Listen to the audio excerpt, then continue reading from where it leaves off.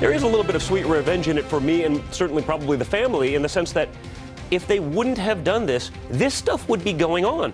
You're right. This would be going on at the highest levels of government. They'd be continuing to do it to my father, trying to undermine his actions.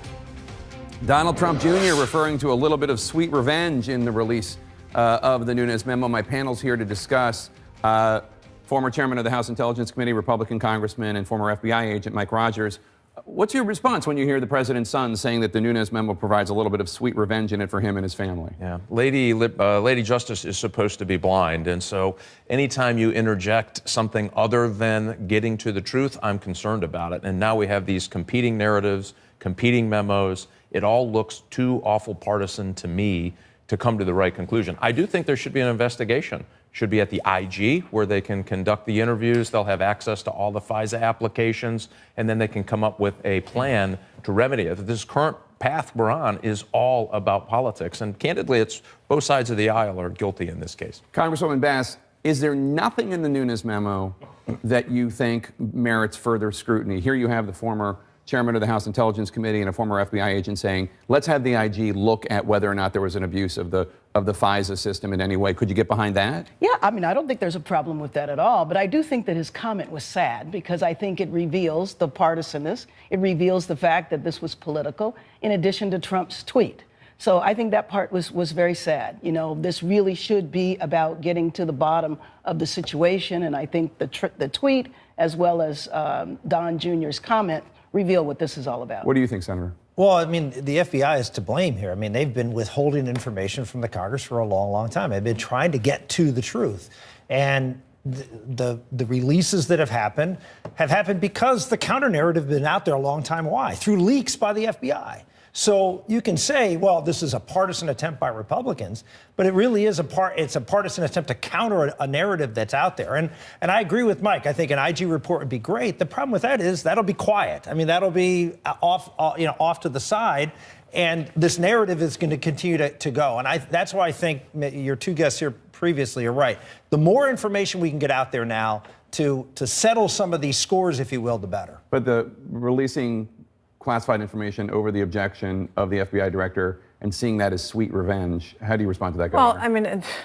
Well, I actually do agree with Mike that it looks like there are other issues at play, which is politics and the president's own hide.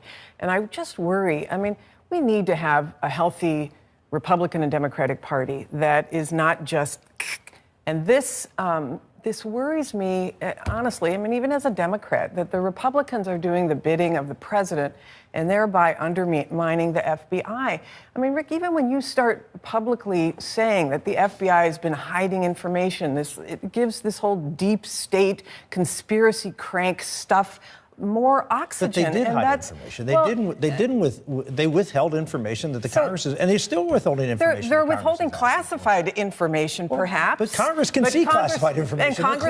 And Congress can see classified information. And I'm not sure what information you're saying they're withholding, but when you say stuff like that, when the president says the stuff he does, they withheld for a year whether the DNC paid for this. Can you just let me finish my point? The point is, you've got a poll out this weekend that says that 38% of Republicans have a favorable view of the FBI, which has plummeted. So I'm a former federal prosecutor. I'm going into court. I've got an FBI agent on the stand, and now I have to worry about whether my jury has Republicans on it because they hate the FBI now. That's hugely damaging across the country to justice in America. I also think that was the point of the memo. Because if there is a trial, if there is an indictment, it muddied the waters. It muddied the waters. It decreased the poll numbers for FBI. I mean, this is really the first time something like this has happened. Look, I think what you heard from Brad and what you heard from Speaker Ryan and others is really where Republicans are coming from. I don't think most Republicans are looking at this as a vindication of Donald Trump and trying to get Donald Trump, in the Mueller investigation. I think they see this as a real problem within the government and within the Obama administration of politicizing not just the DOJ, but the IRS and every other agency of government to come after conservatives and Republicans. And this is what they want to expose. These folks were appointed by Republicans. They're appointed by Republicans. These were Republican FISA judges, all appointed by George Bush. There were 4 of them. The head of the FBI is a Republican appointed by Trump.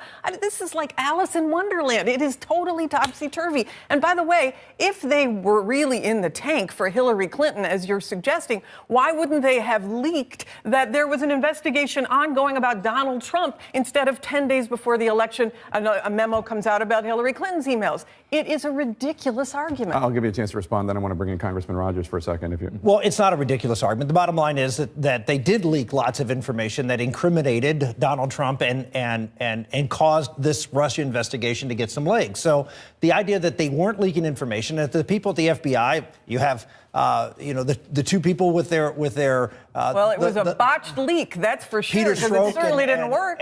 Well, it wasn't a botched leak. It was actually a very successful leak in focusing a lot of attention on Donald Trump and Can I ask you a question? I know that the FBI is aware of past abuses by the FBI, and I believe it was Comey that used to keep that horrific letter sent to Martin Luther King on his desk to remind him of this. So it's not as though the FBI is ever above criticism. But why are FBI officials so upset? Because you see Christopher Wray giving a video encouragement to buck up the troops. What is it about this episode that bothers them so much? Because obviously the FBI is not immune to criticism. And they shouldn't be. They absolutely shouldn't be. As a matter of fact, in 2000, there was a particular case on the FISA court where an agent was removed from the case because they didn't think that he had veracity in his presentation of his application. So there have been problems. That was back in 2000. That's a long time ago.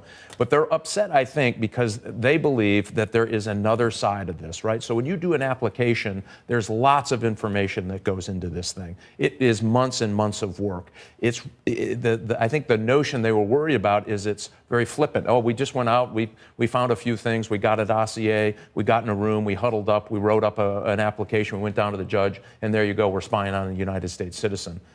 The FBI does not take that lightly. And so what they're saying is, if there is another argument here, then it should have been in there. They weren't worried about what was in the memo, if you recall. It was what was not in the memo that they were concerned about, because it paints the wrong picture. And my argument here, again, is, listen, this is exactly what we were talking about last week we thought would happen.